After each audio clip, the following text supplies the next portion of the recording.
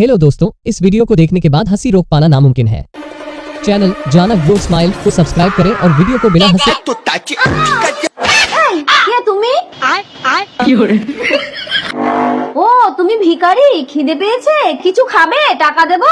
আমি টাকা ভিক্ষে করি না ম্যাডাম, কতদিন হলো আমার বউটা মারা গেছে, একটু বাগানে চলুন না, কুতকুতানি খেলবো।